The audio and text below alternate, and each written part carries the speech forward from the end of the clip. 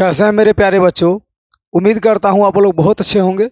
चलिए आज हम लोग शुरू करने वाले हैं विज्ञान के यानी कि फिजिक्स यानी भौतिकी का 2 नंबर एक्सरसाइज जो प्रकाश का अपवर्तन है। प्रकाश का अपवर्तन का पहला पार्ट जो कल का क्लास था वो हमने कंप्लीट कर चुके हैं और आज हम लोग यानी कि लेंस के बाद वाला काम करेंगे यानी दूसरे पार्ट में आ गए हैं। पहले हम लोग लेंस प्रकाश से रिलेटेड जितनी बात था वो सारे बात कर चुके हैं। आज हम लोग लेंस कितने प्रकार के होते हैं, लेंस क्या होता है, इसके बाद वाला टॉपिक पे हम लोग शुरुआत करने वाले हैं। चलिए आज शुरुआत करने वाले हैं यानी कि प्रकाश का परावर्तन जो क्लास 10th का फिजिक्स है और फिजिक्स का 2 नंबर एक्सरसाइज बिल्कुल याद रखेंगे। ये सेकंड पार्ट यानी कि 2 नंबर पार्ट हम लोग चल रहे हैं ना। पार्ट ए एक दो है ना, 2 नंबर पार्ट है और दूसरा चैप्टर भी है और पार्ट भी दूसरा है, तो बिल्कुल याद रखेंगे। सेकंड पार्ट है ना, पार्ट नंबर बिल्कुल अगर याद रखेंगे तो 2 नंबर पार्ट है। बिल्कुल हम लोग शुरुआत करने वाले हैं। जो 2025 में एग्जाम देने वाले विद्यार्थी जितने हैं उन सभी के लिए एकदम बिल्कुल बल्ले बल्ले दम रहिए, बिल्कुल तुम शुरुआत करने वाला है। चलिए एक्सरसाइज अगर शुरू करते हैं तो बिल्कुल हम लोग शुरू करने वाले हैं कि लेंस में भाग लेने वाले प्रमुख यानी कि लेंस में भाग लेने वाले क्या क्या चीज होते हैं जो लेंस में भाग लेते हैं। क्या में भाग लेते हैं?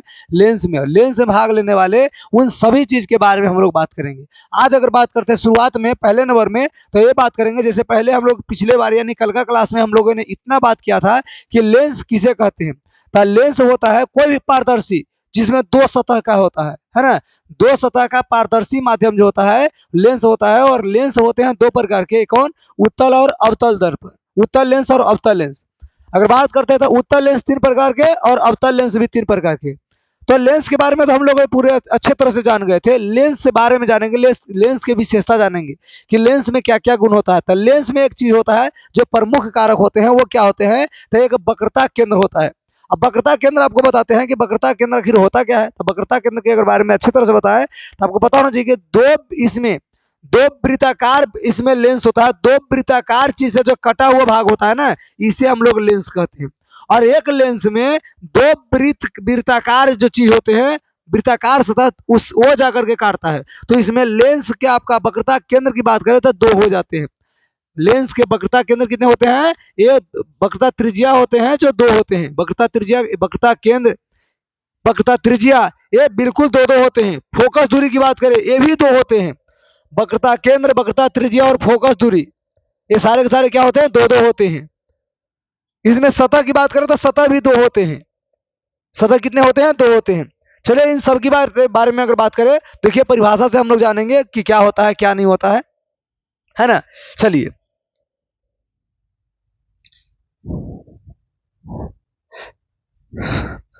बोर्ड पे थोड़ा गंदा दिख रहा था है ना, चलिए क्लियर कर लेते हैं। चलिए अब हम लोग शुरुआत करने वाले हैं वक्रता केंद्र। वक्रता केंद्र लेंस के जिस गोले का बना होता है, लेंस जो होता है जिस गोले का बना होता है उस गोले के केंद्र को वक्रता केंद्र कहते हैं।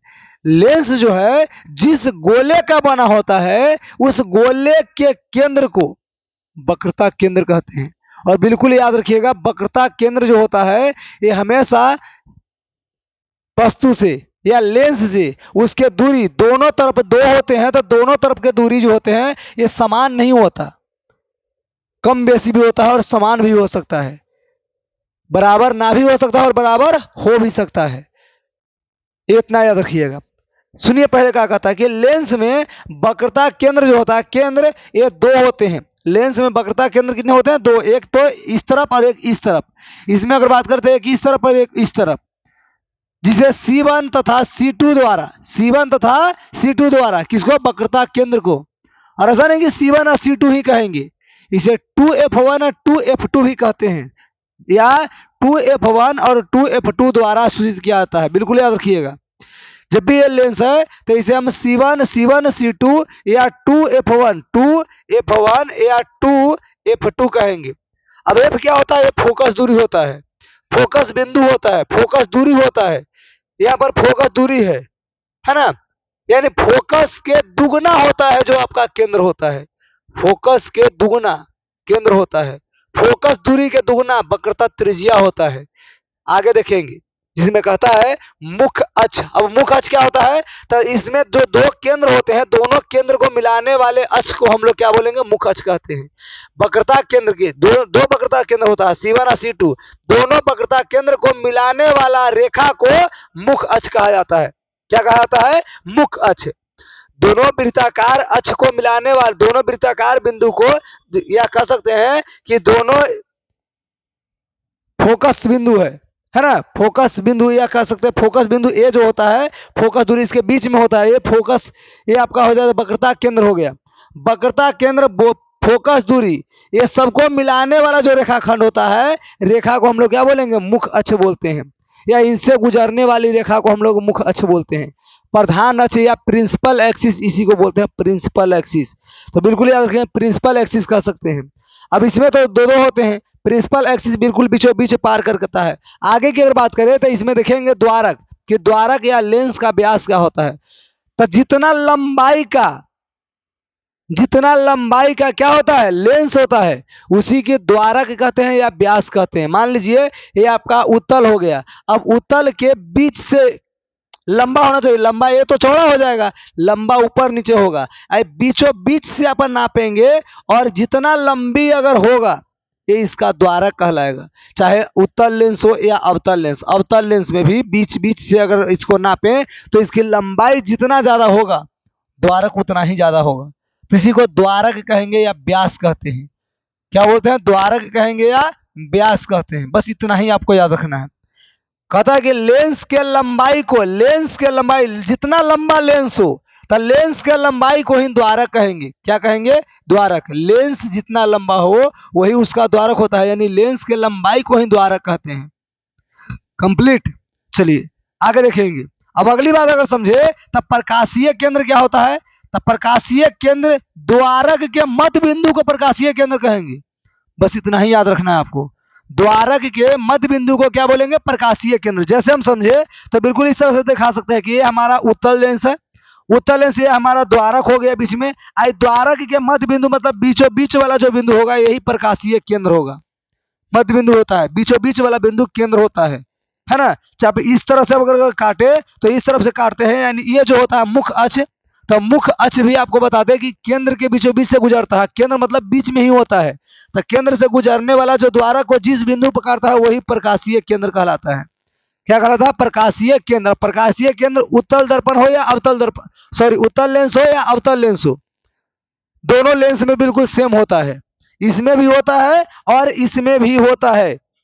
या एक और परिभाषा अगर देखना चाहे तो कहते हैं कि लेंस का वह बिंदु, ये लेंस का वह बिंदु जिसे प्रकाश के परावर्तन, प्रकाश का जब परावर्तन करे, इस तरफ से अगर प्रकाश निकाले अब बिना विचलन के, जैसे आ रहा है वैसे ही निकल जाए, बिना डोले उले और निकल जाता है। कहता प्रकाश का अपवर्तन, प्रकाश के, जिससे प्रकाश के अपवर्तन के बाद अपने ही पथ पर सीधे गुजर जाती है, अपने जिस पथ से आता है उसी पथ से सीधे गुजर जाती है, उसे क्या बोलेंगे, प्रकाशीय केंद्र कहते हैं। ध्यान से, द्वारक के मध्य बिंदु को प्रकाश का केंद्र कहते हैं। क्या समझे, द्वारक के मध्य बिंदु को प्रकाशीय केंद्र, द्वारक के मध्य बिंदु को प्रकाश का केंद्र कहते हैं। या कहते हैं कि लेंस का वह बिंदु, लेंस का वह बिंदु जिससे प्रकाश के अपवर्तन के बाद, जिससे प्रकाश के अपवर्तन के बाद अपने पथ पर सीधे गुजर जाती है। परावर्तन होता है और अपने पथ पर वो सीधे गुजर जाता है बिना विचलन किए हो। आप ऐसे यहाँ से अगर प्रकाश आता है तो बिल्कुल आपका इस तरफ से गुजर जाता है, यहाँ से प्रकाश आएगा बिल्कुल नीचे की होकर गुजर जाता है।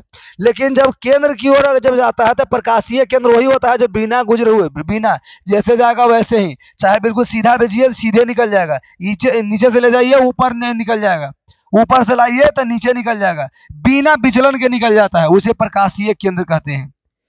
क्लियर। आगे अगर बात समझे तो ये देखेंगे हम लोग दूसरा नंबर, 5वां नंबर में वक्रता त्रिज्या। अब वक्रता त्रिज्या क्या होता है, तो वक्रता त्रिज्या बहुत आसानी से याद रखिए। सबसे पहली बात अगर करें तो ये हमारा हो गया उत्तल दर्पण, है ना। ये अगर बीच की बात करें तो ये हमारा द्वारक हो जाएगा। क्या हो गया, द्वारक। ये आपकी बात करें तो ये हमारा हो गया प्रधान अक्ष या मुख्य अक्ष, प्रधान अक्ष कह सकते हैं या मुख्य अक्ष कहते हैं, जिसे प्रिंसिपल एक्सिस कह सकते हैं। इधर मान लीजिए कि आपका C हो गया C1, और इधर अगर बात करें तो ये आपका C2 हो गया। C1 और C2, इसके अगर बीच की बात करें तो ये आपका F हो गया, तो F1 किसको कहेंगे, इसको F2 कहेंगे, है ना। और बिल्कुल याद रखिए ये जो हो गया इसको हम लोग क्या बोलते हैं, तो इससे हम डायरेक्टली कह सकते हैं कि ये प्रकाशीय क्या है, केंद्र है, ये प्रकाशीय केंद्र ए वाला बिंदु। और ये आपका हो गया क्या, इसको हम F कहेंगे तो इसको 2F कहेंगे, 2F1, और इसे बोलेंगे 2F2, 2F2। अब ये दोनों के बीच में प्रकाशीय केंद्र और वक्रता केंद्र, दोनों के बीच के दूरी को क्या बोलेंगे हम लोग, आर बोलेंगे, यानी वक्रता त्रिज्या बोलते हैं। यार द्वारा सूचित किया जाता है वक्रता त्रिज्या। लेंस के वक्रता केंद्र, लेंस के वक्रता केंद्र, वक्रता केंद्र है, लेंस के वक्रता केंद्र तथा प्रकाशीय केंद्र, बीच वाला हो गया प्रकाशीय केंद्र, दोनों के वक्रता केंद्र और प्रकाशीय केंद्र के बीच के जो दूरी हो गया उसी को वक्रता त्रिज्या कहते हैं। क्या बोलेंगे, वक्रता त्रिज्या कहते हैं।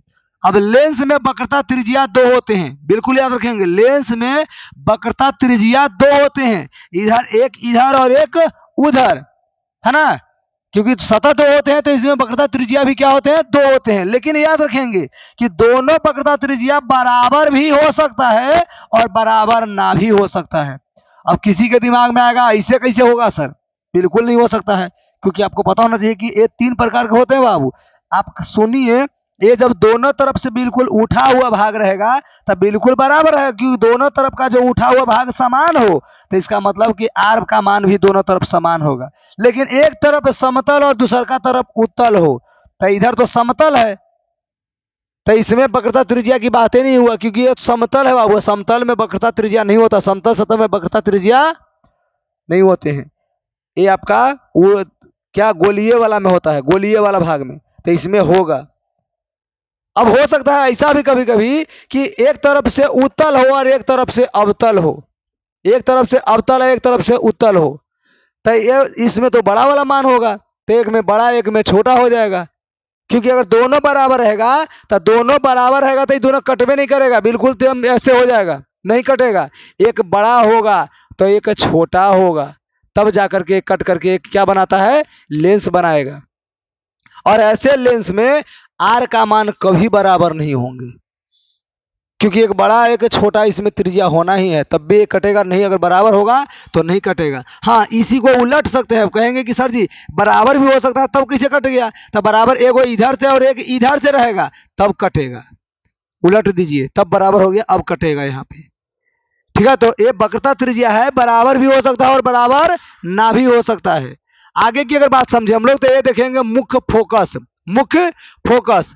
तो बिल्कुल याद रखेंगे कि जब लेंस में मुख्य अक्ष के समानांतर, लेंस में बिल्कुल याद रखेंगे लेंस है और मुख्य अक्ष आपका सीधे वाला मुख्य अक्ष है, मुख्य अक्ष के समानांतर अगर कोई आपतित किरण आती है, अपवर्तन के बाद जिस बिंदु से होकर गुजरेगी, जिस बिंदु से होकर के मुख्य प्रधान अक्ष को या मुख्य अक्ष को जिस बिंदु से होकर गुजरेगी, काट करके जाती है, इसी बिंदु को क्या हम लोग बोलेंगे, तो इस वाले बिंदु को हम लोग मुख्य फोकस बोलते हैं। क्या बोलते हैं, मुख्य फोकस कहेंगे। क्लियर, चलिए ये आपका हो गया क्लियर।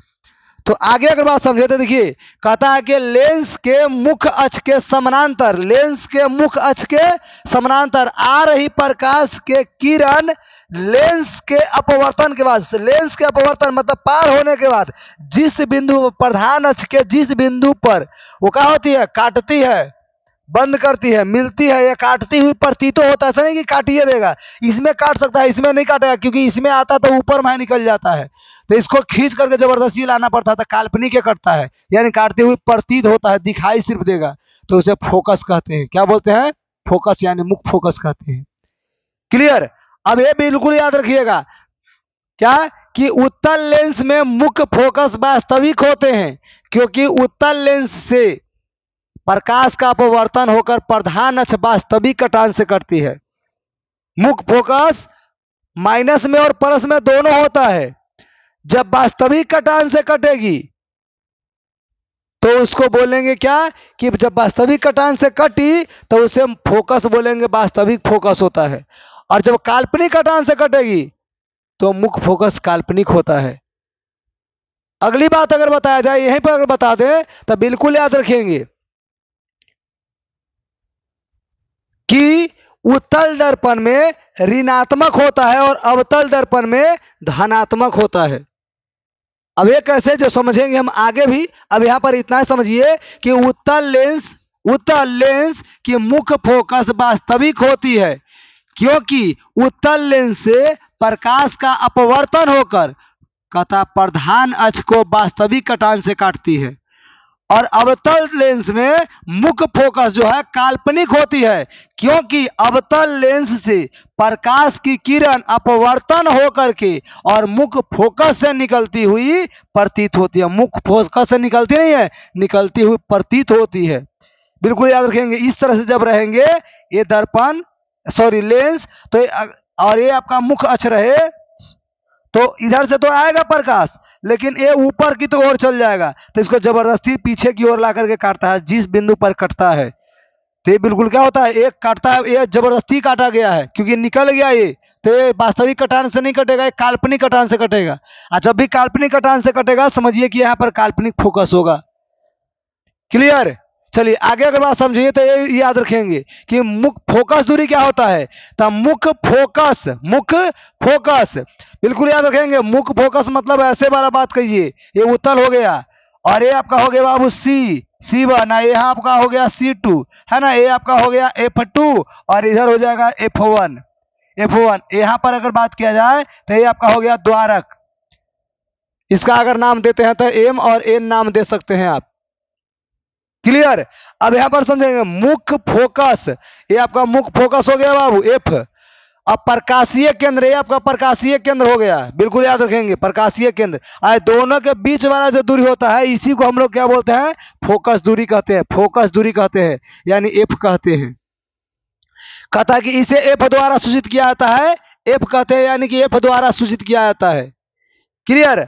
आगे की अगर बात समझे हम लोग तो इतना याद रखेंगे कि इससे अपवर्तन होता है। लेंस में क्या होता है, प्रकाश का अपवर्तन, यानी प्रकाश जब हम पार कराएंगे तो किस तरह से कहाँ रखेंगे वस्तु, कैसे प्रकाश पार करेगा। तो इसमें 3 कंडीशन होता है और तीनों के तीनों कंडीशन जो होगा वह वाला बात याद रखिए।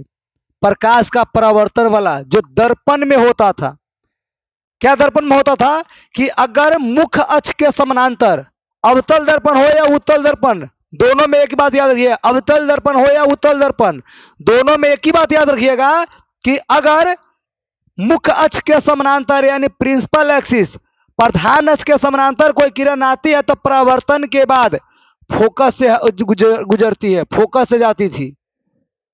बस वही वाला बात यहां याद रखेंगे कि जब प्रकाश का किरण मुख्य अक्ष के समानांतर आपतित होती है, आपतित होती है मतलब आती है।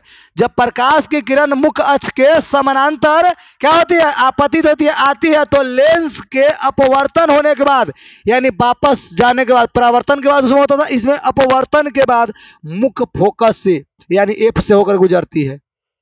ये बात आपको याद रखना पड़ेगा। और सेम कंडीशन वहां भी था। क्या कंडीशन था कि अगर समानांतर आती है, प्रधान अक्ष के समानांतर आती है, फोकस से जाती है, और फोकस से आएगी समानांतर जाती है। सेम कंडीशन उसमें भी और इसमें भी लागू होता है कि अगर मान लीजिए कि हमारा उत्तल दर्पण है, समानांतर आती है तो परावर्तन के बाद फोकस से जाती है। दूसरी की बात बोले थे कि जब फोकस से आएगी, बिल्कुल याद रखेंगे कि जब फोकस से आएगी तब परावर्तन के बाद समानांतर जाती है, फोकस से आएगी समानांतर जाएगी, और समानांतर आती है फोकस से जाएगी। बस इतना ही याद रखना है। फोकस से निकलती हुई प्रतीत होती है, निकलती हुई प्रतीत भी होती है। उत्तल दर्पण में निकल जाएगी, अवतल दर्पण में निकलती हुई प्रतीत होती है। बस इतना ही याद रखना है। उत्तल में रफ साफ क्लियर और अवतल दर्पण में काल्पनिक सारे के सारे काम होगा, प्रतीत होगा, होता नहीं हो, प्रतीत होता है। आगे देखेंगे अगली बात। कहता देखिए यहां पर क्या कहता है कि उत्तल लेंस मुख्य फोकस जो गुजरता है यानी मुख्य फोकस से गुजर जाता है, ये बिल्कुल वास्तविक कटान से गुजरता है। अवतल लेंस में ऐसा नहीं होता, लेंस में होता है जो मुख्य फोकस से निकलती हुई केवल प्रतीत होती है, इसमें गुजर जाती है, इसमें प्रतीत होती है। अवतल हमेशा याद रखिए प्रतीत होगा। अगली बात, दूसरा कंडीशन देखिए क्या कहता है कि जब प्रकाश की किरण मुख्य फोकस से आपतित होती है, वही बात बोले बाबू, जब फोकस से आएगी समानांतर जाएगी। शायद वाला वो वाला बात आपको याद होगा, परावर्तन वाला, 1 नंबर चैप्टर वाला दर्पण में, कि फोकस जो है फोकस से आती है समानांतर जाती है, समानांतर आती है फोकस से जाती है। प्रधान अक्ष के समानांतर आएगी, परावर्तन के बाद फोकस से जाती है, तो वही अपवर्तन के बाद फोकस से जाती है। और फोकस से आएगी तो परावर्तन होने के बाद या अपवर्तन होने के बाद वो समानांतर जाती है। बस ये 2 कंडीशन आपको याद रखना है। और जो अगर उस वाले में याद होगा तो इस वाले में पक्का याद हो गया होगा, है ना। क्या कि जब प्रकाश की किरण मुख्य फोकस से आपतित होती है तो लेंस के अपवर्तन होने के बाद, लेंस से अपवर्तन हो गया, अपवर्तन होने के बाद मुख्य अक्ष के समानांतर गुजर जाती है, मुख्य अक्ष के समानांतर गुजर जाती है। और बिल्कुल ये देखिए कंडीशन कहता है, चाहे लेंस अवतल हो या उत्तल, चाहे लेंस अवतल हो या उत्तल, कहता अपवर्तित किरण मुख्य अक्ष के समानांतर ही जाएगी। उत्तल हो या अवतल समानांतरे जाएगा, बिल्कुल याद रखेंगे। चाहे अवतल हो या उत्तल, समानांतर आएगा फोकस से जाएगा, और फोकस आएगा समानांतर जाएगा। कुछ और है, समानांतरे जाएगा, फोकस पे आएगा था, और समानांतर आएगा फोकस से जाएगा। अगली कंडीशन याद रखेंगे, 3 नंबर, कहता जब प्रकाश की किरण, जब प्रकाश की किरण प्रकाशीय केंद्र से गुजरती है, जब प्रकाश का किरण प्रकाशीय केंद्र से गुजर जाती है, तब जब प्रकाश का किरण प्रकाशीय केंद्र से गुजर जाती है तो केंद्र से आता है, केंद्र से जाता है, पोल से आता है, पोले से जाता है। उसमें भी 4 कंडीशन बताए थे, समानांतर आएगा फोकस से आएगा, फोकस से आएगा समानांतर जाएगा, और दूसरी कंडीशन के बाद तीसरी कंडीशन, पोल से आएगा पोले से जाएगा। यहाँ प्रकाशीय केंद्र से आएगा, प्रकाशीय केंद्र से आएगा, और वक्रता केंद्र से आएगा, वक्रते केंद्र से जाएगा। बस ये 2 कंडीशन और याद रखना है। और ये उसमें भी था, ऐसा नहीं कि इसमें एक नया आ गया चीज, नया चीज इसमें कुछ नहीं है, जो उसमें था वही चीज इसमें भी है। क्या कि पोल से आएगा, यानी कि प्रकाशीय केंद्र पर आएगा, प्रकाशीय केंद्र से गुजर जाता है, चाहे जैसे लेके जाइए, ऊपर से ले जाइए, नीचे से ले जाइए, तिरछा ले जाइए, कैसे भी ले जाइए, पोल से आएगा, पोल से जाएगा, बिना विचलन के जाएगा। और याद रखेंगे ये तो बिना विचलन के गुजर जाती है।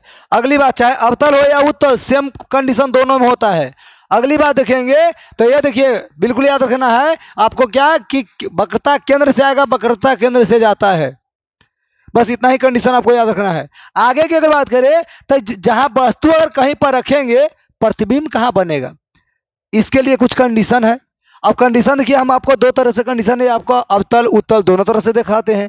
जैसे मान लीजिए आपका उत्तल दर्पण हो गया, उत्तल लेंस हो गया, है ना। यहाँ पर आपका एफ हो गया, ए आपका, आपको पता होना चाहिए कि ये आपका ओ हो गया, प्रकाशीय केंद्र ओ होता है। और यहाँ पर अगर देखें तो ये आपका F2 हो गया, ये F1 हो गया। इधर की बात करें तो ये आपका C2 हो गया, इधर की बात करें तो ये आपका C1 हो गया, है ना। इसको अगर बात करें तो आपका क्या हो गया, ये आपका परद्वारक हो गया, जिसको एम और एन के नाम से हम जान सकते हैं, एन और एम लिख सकते हैं बहुत अच्छे से, कोई दिक्कत नहीं है। कहता जब वस्तु जो है प्रकाशीय केंद्र तथा F1 के बीच में रखा हो, प्रकाशीय केंद्र ये आपका है बीच वाला, है ना, और ये आपका क्या है फोकस, इसके बीच में अगर कोई वस्तु रखा हुआ हो, बिल्कुल ध्यान से देखिएगा, ये दोनों के बीच में क्या रखा हुआ, वस्तु रखा हुआ है, दोनों के बीच में वस्तु रखा हुआ है।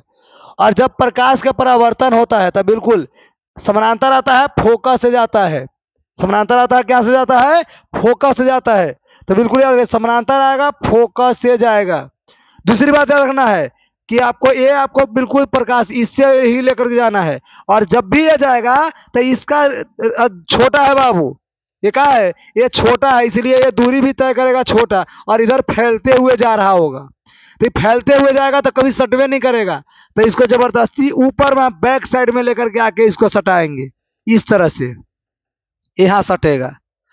और जब यहाँ सटेगा तो इसका प्रतिबिंब कैसे बना, इस दर्पण के पीछे, है ना, नहीं दर्पण के आगे, दर्पण के आगे। वास्तविक है कि काल्पनिक है, वास्तविक है यहाँ पर, है ना, कि काल्पनिक।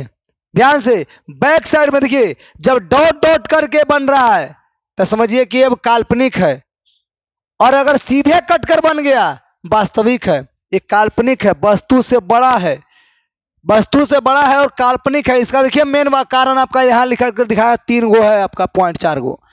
कहता जब भी वस्तु प्रकाशीय केंद्र और F1 के बीच रखा हो, प्रकाशीय केंद्र ए हो गया और F1 आपका ये हो गया, दोनों के बीच में रखा हुआ ये वस्तु है, तो इसका जो प्रतिबिंब की बात करें तब इसका प्रतिबिंब देखिए रखी जाती है, तो इसका प्रतिबिंब जो होता है, प्रतिबिंब लेंस के आगे बनता है, यानी लेंस के आगे पहले ही बन जाता है।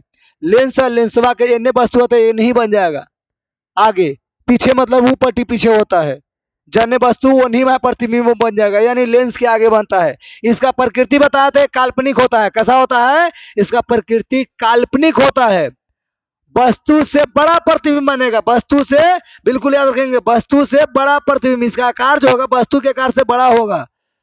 और अगली बात देखिए कि कहाँ बनेगा, तो F1 और वक्रता केंद्र के बीच में बनेगा। F1 और वक्रता केंद्र, देखिए ये F1 था, F1 और वक्रता केंद्र दोनों के बीच में बना है इसका प्रतिबिंब। कंप्लीट। चलिए बहुत अच्छे बाबू, आगे देखेंगे। और ए हमारा कंप्लीट होता है तो अगला नंबर दूसरा कंडीशन देखिए, कहता है कि ए आपका क्या है, ए आपका हो गया बाबू। और ये याद रखिएगा, अवतल दर्पण में जैसे बनेगा वैसे ही उत्तल दर्पण में बनेगा। आप अवतल दर्पण उत्तल दर्पण कुछों की बात कीजिए, दोनों में सेम कंडीशन होता है ना, बिल्कुल याद रखेंगे, दोनों का दोनों जो कंडीशन होता है बिल्कुल सेम कंडीशन होता है। चलिए ए आपका हो गया बाबू ओ, ए इसकी बात करें तो एम और एन नभी मानिएगा, कोई दिक्कत ना है। जब वस्तु जो है ये मुख्य फोकस यानी इसी पे रखा हुआ हो तब इसका प्रतिबिंब कैसे बनेगा। जब वस्तु मुख्य फोकस पर ही रखा गया हो तब इसका प्रतिबिंब बिल्कुल कैसा बनेगा, इसका आपको कंडीशन बताना है कि ये कैसा प्रतिबिंब इसका बनेगा, है ना। तो बिल्कुल याद रखेंगे, यहां से जब जाएगा तो देखिए ए आपको इस तरह से जाएगा इसका रेखा, और इस तरह से जाएगा तो देखिए यहां से इधर जा गया और यहां से नीचे गया था, ये एफ से ओ से जाएगा, ओ से निकल जाएगा, प्रकाशीय केंद्र से जाएगा, प्रकाशीय केंद्र से ये निकल जाएगा। और ये जो है समानांतर आएगा, कहां से जाएगा, फोकस से जाएगा। बिल्कुल देखिए ये बिल्कुल समानांतर जा रहा है, परावर्तन के बाद कहां जा रहा है, सॉरी अपवर्तन के बाद समानांतर दोनों रेखा जा रहा है। और जब भी दोनों रेखा समानांतर जाए ये कभी कटेगा ही नहीं, कटेगा भी तो समझिए कि अनंत पर जाकर के, वो भी ना कटने की चांस है, इसका प्रतिबिंब अनंत पर बनेगा। वस्तु से तो लाख गुना बड़ा बनेगा, लेकिन क्या बनेगा, अनंत पर बनेगा, साथ में वस्तु के पीछे बनेगा।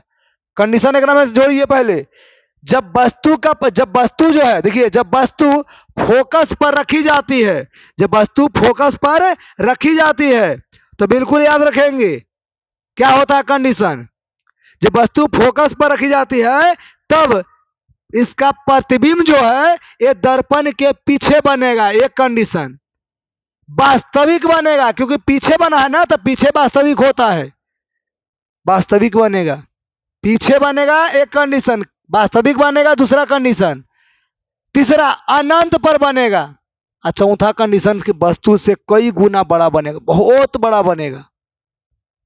क्लियर। चलिए अब इसी को हम लोग लेकर के चलते हैं, यहाँ पर जो 4 पॉइंट यहाँ पर भी दिया हुआ है। पहला पॉइंट तो आपका क्वेश्चन ही हुआ कि जब वस्तु मुख्य फोकस पर रखी जाती है, मुख्य फोकस यानी एफ पर रखी जाती है, तब प्रतिबिंब उसका लेंस से पीछे बनेगा, प्रतिबिंब जो है लेंस से पीछे बनेगा। दूसरी बात, प्रकृति जो है वास्तविक होगा और इसका आकार बहुत बड़ा होगा और अनंत पर बनेगा। कहां बनेगा, अनंत पर बनेगा। क्लियर। आगे समझेंगे अगला नंबर पॉइंट। अब ये कह रहा है कि एफ पर और मुख्य फोकस के बीच रखा हो, इस तरह से समझेंगे। ए आपका एफ है बाबू, ध्यान से देखिएगा, ए आपका F1 है, यहाँ आपका F2 है, और इधर की बात करें तो ये आपका C2 है, और इसकी बात करें तो ये आपका C1 है। C1 के इसको कह सकते हैं 2F1 और इसको कह सकते हैं 2F2, है ना। इस तरह से अगर बात करें तो इस तरह से हम लोग ले लेंगे, इसको कहेंगे O, इसको कहेंगे M और N। जब वस्तु को वक्रता केंद्र, जब वस्तु को कोई वस्तु हो वक्रता केंद्र ए होता है और फोकस दूरी F1 ये दोनों के बीच में रखा जाए तब कहता है रखा जाता है तब, तो इसका प्रतिबिंब देखिए समानांतर आएगा, फोकस से जाएगा, समानांतर आएगा, फोकस से जाएगा। और ये देखिए वो से आएगा, वो से जाएगा। ये कहाँ प्रतिबिंब बना दिखाई दे रहा होगा आप लोग के, कहाँ पर कटा है ये, बिल्कुल ध्यान से देखिए।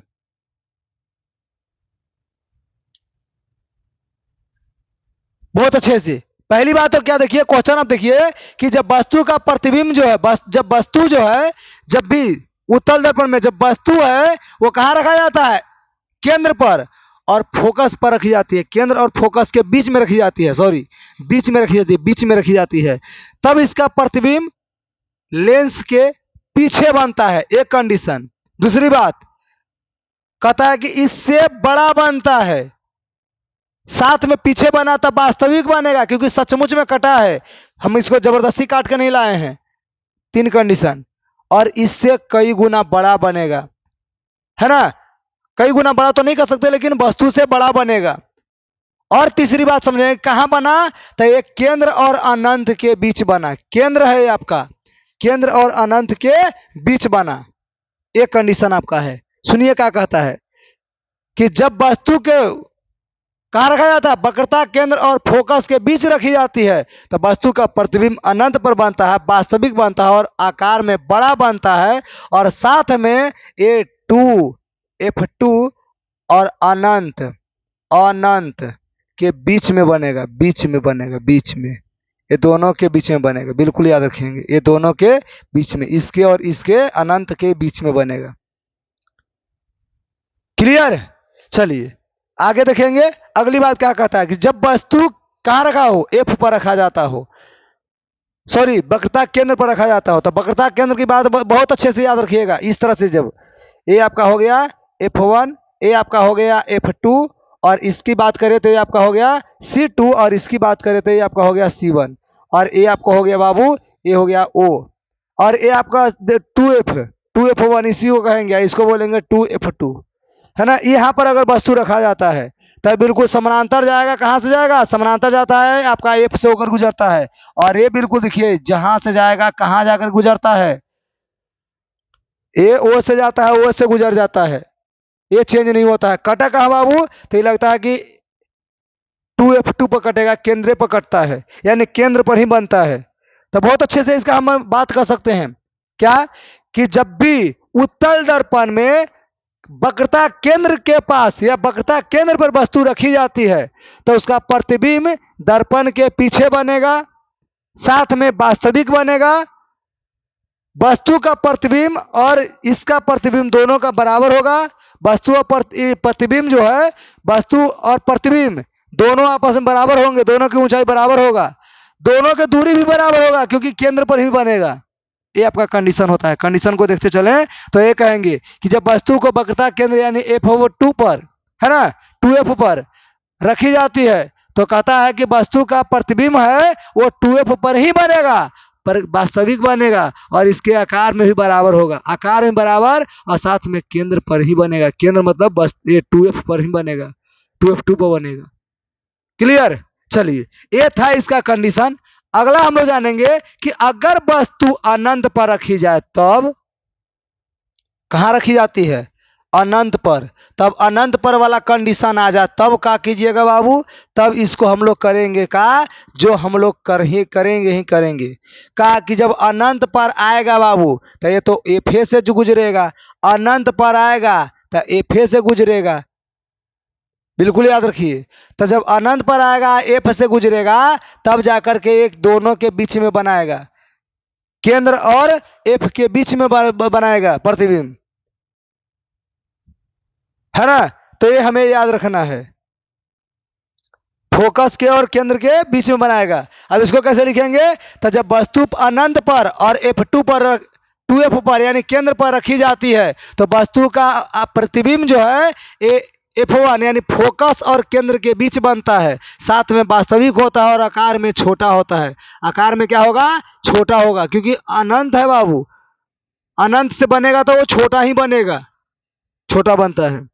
क्लियर। अगला कंडीशन देखिए, कहता है जब अनंत पर, सॉरी ये अनंत पर था ना, अनंत और केंद्र के बीच में था। हाँ, अनंत और केंद्र के बीच में था बाबू, यहाँ पर इधर समझिए कि इधर था, तब यहाँ बनेगा। अनंत पर अब कह रहा है, क्या बोल रहा है, अनंत पर। तब अनंत की बात क्या हो जाएगा, तब अनंत पर बनेगा तो इसका प्रतिबिंब बहुत अच्छे से बना सकते हैं, एकदम बहुत अच्छे से।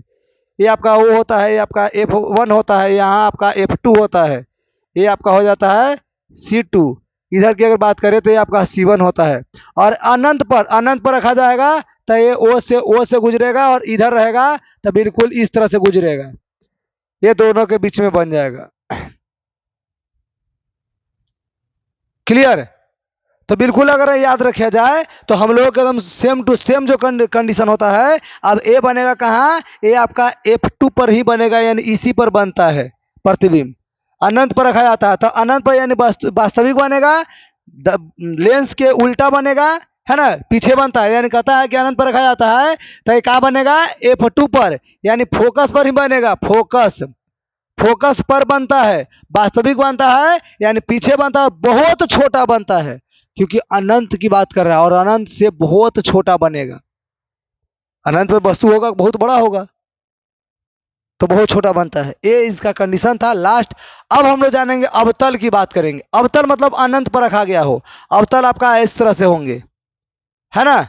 और ये आपका हो गया मुख्य फोकस, अनंत पर रखा हुआ हो, अनंत पर रखा हुआ हो तो बिल्कुल आपको पता होना चाहिए अनंत से आएगा, फोकस से जाएगा, इस तरह से ये मुड़ जाता है, बिल्कुल ही इस तरफ मुड़ जाएगा, इसको जबरदस्ती आपको खींच के लाना पड़ेगा, बिल्कुल ऐसे ही याद रखिए इस तरह से। और यह जो बनता है एक कहा फोकस और मुख्य केंद्र और फोकस के बीच में बनता है ना। तो इसके बारे में याद रखेंगे। अब इसको कैसे बनाएंगे, तो कहता है जब भी वस्तु अनंत पर रखा जाता है तब वस्तु का प्रतिबिंब जो होता है एफ पर बनता है। क्या बनता है, F1 पर बनेगा, यानी कि फोकस पर बनता है, काल्पनिक बनेगा और वस्तु के आकार से बहुत छोटा बनेगा। इसमें दो ही कंडीशन आता है, एक पहला ये है और दूसरा आपका ये हो जाता है जब प्रकाशीय केंद्र के बीच में रखा जाता है, अनंत और प्रकाशीय केंद्र, यानी कह सकते हैं इसको इस तरह से, अनंत और प्रकाशीय केंद्र, अनंत और प्रकाशीय केंद्र। ये आपका हो गया बाबू प्रकाशीय केंद्र, यानी ए, और ये आपका हो गया अनंत। अनंत मतलब कह सकते हैं कि ये आपका F1 हो गया और ये आपका C1 हो गया, इधर हो गया F2 और ये आपका हो गया C2, है ना। अनंत पर रखा गया हो वस्तु और इसके बीच में, यानी कहीं भी हो सकता है, इधर भी ले सकते हैं।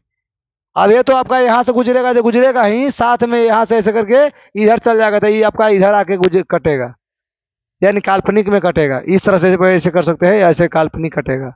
अब जब काल्पनिक कटेगा तो यहाँ पर जो वस्तु बनता है इसके कंडीशन की अगर बात करें तो बिल्कुल याद रखिएगा कि ये सीधा बनता है और कहाँ बनता है, ए बनता है जो एफ पर बनेगा, ए भी एफ पर बनेगा,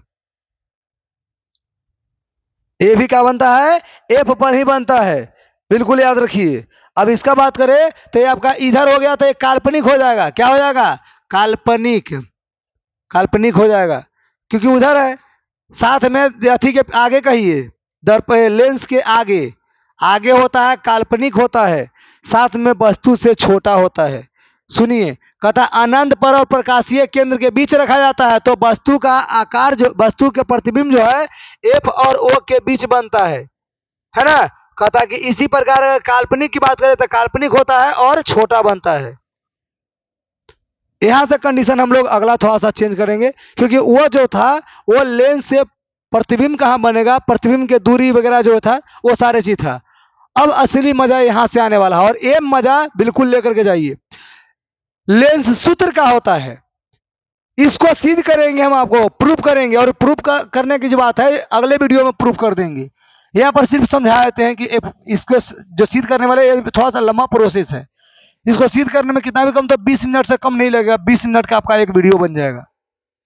यहाँ पर सिर्फ समझाएंगे आपको कि देखिए लेंस का सूत्र कहते हैं कि किसी भी लेंस में वस्तु की दूरी यू, प्रतिबिंब की दूरी भी और फोकस दूरी एफ के बीच में जो संबंध होता है, और उसी संबंध को हम लोग लेंस सूत्र कहते हैं। और अवतल और उत्तल लेंस दोनों का सूत्र यही होता है, यानी क्या, 1/f बराबर 1/v माइनस 1/u, और इसी को हमें सिद्ध करना होता है। और ये जो सिद्ध कर दिए, समझिए कि आपका असली काम में 5 नंबर का आता, तो 5 नंबर छोड़ा नहीं, अगले वीडियो आपको मिल जाएगा, उसको आप देखिएगा जरूर। दर्पण सूत्र वैसे सिद्ध कर दिया जा चुका है, जिसमें इसमें यहाँ पर प्लस होता है, और लेंस वाले में यहाँ पर सिर्फ माइनस होता है। बस दर्पण और इसमें बस इतना ही होता है। दर्पण और लेंस में इतना ही फर्क होता है कि दर्पण में यहाँ प्लस होता है और इसमें यहाँ माइनस होगा, बाकी सारा का सारा कंडीशन सेम होता है। क्लियर। चलिए अगर आगे बात करते हैं तो देखिए ये हम देखेंगे आवर्धन किसे कहते हैं। आवर्धन लेंस में प्रमाणित, लेंस में प्रतिबिंब है ना, लेंस में प्रतिबिंब की ऊंचाई, लेंस में प्रतिबिंब की ऊंचाई, जो प्रतिबिंब बनता है वस्तु के प्रतिबिंब फोटो बनता है उसकी ऊंचाई या वस्तु की ऊंचाई के अनुपात को आवर्धन कहते हैं। लेंस में वस्तु के ऊंचाई, प्रतिबिंब की ऊंचाई और वस्तु के ऊंचाई के अनुपात को, वस्तु के ऊंचाई प्रतिबिंब के ऊंचाई के अनुपात को क्या बोलेंगे, आवर्धन। लेकिन याद रखेंगे आवर्धन जो होता है उसमें प्रतिबिंब का ऊंचाई सबसे ऊपर और वस्तु की ऊंचाई सबसे नीचे होता है। यानी कि प्रतिबिंब की ऊंचाई बटा वस्तु की ऊंचाई बराबर क्या होता है, एक आवर्धन यानी कि एम होता है। यानी कह सकते हैं ऐसे एम बराबर एच डैश बटा एच, एच डैश बटा एच, या कभी कभी ऐसे भी लिख सकते हैं एम बराबर वी बटा यू, वी बटा यू। ये भी आपका कंडीशन होता है और इसको भी सिद्ध करना होता है ना। तब प्रतिबिंब की ऊंचाई और वस्तु की ऊंचाई, प्रतिबिंब की ऊंचाई बटा वस्तु की ऊंचाई को हम लोग क्या बोलेंगे, आवर्धन कहते हैं। बस आवर्धन बहुत इजी है, 1 नंबर के 2 नंबर के आता है। आवर्धन किसे कहते हैं, तब प्रतिबिंब की ऊंचाई और वस्तु की ऊंचाई के अनुपात को आवर्धन कहते हैं। बस अगला देखेंगे, कहता है लेंस की क्षमता, इसको भी सिद्ध करना होता है बाबू। और ये हम लोग सिद्ध नहीं करेंगे, सिर्फ जानेंगे कि किसी भी लेंस में प्रकाश के किरणों को अभिसरण या अपसरण करने के क्षमता का, अपसरण करने के मात्रा को लेंस की क्षमता कहते हैं। कहता है कि लेंस की क्षमता फोकस दूरी के व्युत्क्रम होता है। लेंस की क्षमता फोकस दूरी के व्युत्क्रम, यानी कहते हैं कि इसे पी द्वारा सूचित करते हैं। मान लीजिए पी द्वारा सूचित करते हैं, पी बराबर क्या होगा, फोकस दूरी व्युत्क्रम मतलब उल्टा होता है, बस इतना। व्युत्क्रम मतलब उल्टा होता है। लेंस के जो क्षमता होता है फोकस दूरी के उल्टा होता है, बस यही आपका राइट आंसर है ना। फॉर्मूला से आप क्लियर कर सकते हैं। अब ये समझे लेंस की क्षमता यानी कि कहता है जिसको लेंस की क्षमता कर रहे हैं पी, और यहीं पर दिया हुआ 1 बटा फोकस यानी कि एफ, सेम टू सेम। अब इसी की बात करें तो आगे देखेंगे कि लेंस के क्षमता का ऐसा ही मात्रक डायोप्टर होता है। डियोप्टर लिखा हुआ है ना, डियोप्टर, इसी को कहेंगे डियोप्टर या डायोप्टर। डायोप्टर बिल्कुल, इसे डी द्वारा सूचित किया जाता है। क्या द्वारा, डी द्वारा सूचित किया जाता है। अर्थात किसी भी स्थिति में यदि फोकस दूरी मीटर के मात्रक से अलग हो, जब भी हम डायोप्टर निकालेंगे, डी का मान निकालेंगे, डी का वैल्यू निकालेंगे, और फोकस दूरी यानी कि एफ जो है ये मीटर में होना चाहिए। क्या में होना चाहिए, मीटर में होना चाहिए, मीटर में होना चाहिए। बिल्कुल याद रखिए, क्या होना चाहिए, मीटर में होना चाहिए। बस इतना बात आप याद रखिए। डायोप्टर में हम लोग निकालने के लिए एफ को मीटर में होना चाहिए। मीटर में ना हो तो मीटर में आपको लाना पड़ेगा, परिवर्तन करते लाइए। मीटर में बदल सकते हैं, मीटर में बदल लेंगे तब जाकर के निकालेंगे। अगली बात कहता है कि एफ अवतल लेंस है ना, अवतल लेंस की क्षमता ऋणात्मक होती है, क्योंकि अवतल लेंस को फोकस दूरी क्या होता है, ऋणात्मक होता है, और उत्तल लेंस के धनात्मक होता है, क्योंकि ये क्या होता है, ये हमेशा धनात्मक होता है। बिल्कुल याद रखिएगा, आपको ज्यादा याद करने की जरूरत नहीं है, बिल्कुल याद रखिए। ये जब उत्तल लेंस है बाब, उत्तल मतलब उठल माने ज्यादा, धंसल माने कम है। ये धंसल है ना, अवतल लेंस, अवतल लेंस है। अवतल मतलब दोनों तरह से धंसल यानी कम है, कम माने घटेगा। आप बीच वाला ज्यादा है, बढ़ल है तो बढ़ल मतलब जुटेगा। ये कम है तो माइनस में, ज्यादा है देखिए बीच वाला ज्यादा है तो प्लस में हो जाएगा। बस इतना ही याद रखिए, नॉर्मल। आगे की बात करें तो देखिएगा आप, आगे की वाली बात जो आपका प्रश्न है, ये आपको प्रश्न बहुत इंपॉर्टेंट चीज है। कहता है उत्तल लेंस को अभिसारी लेंस क्यों कहते हैं। इसको इसलिए कहते हैं कि ये प्रकाश को अभिसरित करता है, मतलब एक बिंदु पर ला देता है। प्रकाश के किरणों को एक ही बिंदु पर ला देता है, इसीलिए इसको क्या कहते हैं, अभिसारी लेंस कहते हैं। और अवतल लेंस को अपसारी लेंस क्यों कहते हैं, क्योंकि वो प्रकाश के किरणों को फैलाता है, इसलिए उसको क्या बोलेंगे, हाँ, अपसारी लेंस। क्या कहता है कि उत्तल लेंस का कार्य उससे होकर जाने वाले किरण पुंज को, उत्तल लेंस का जो कार्य होता है, काम होता है, इससे होकर जाने वाले किरण पुंज को, किरणों के समूह को किरण पुंज कहते हैं, किरण पुंज को अभिसरित करता है, यानी कि क्या करता है, एक बिंदु पर ला देता है। बिल्कुल याद रखिएगा, ऐसे नॉर्मल, ये आपका हो गया है ना, और ये आपका हो गया प्रधान अक्ष। यहां से अगर कोई किरण अगर आ रहा हो, कोई किरण हो, तो बिल्कुल याद रखेंगे इस तरह से, कोई किरण आ रहा है ना, और इस तरह से जब किरण आए तो एक ही बिंदु पर, कहाँ, फोकस दूरिया पर ला करके टकरा देता है, एक बिंदु पर लिया है, यानी कि इसको एफ कहते हैं। ऐसे ले आता है तो इसको हम अभिसारी लेंस कहेंगे, इसीलिए क्या कहते हैं, इसे अभिसारी लेंस कहा जाता है। और अगला देखेंगे अवतल में, अवतल लेंस को अपसारी लेंस क्यों कहते हैं, अवतल लेंस का कार्य होता है कि उससे जाने वाले किरण पुंजों को अभिसरित करना, यही कारण है कि अवतल लेंस को अपसारी लेंस कहते हैं।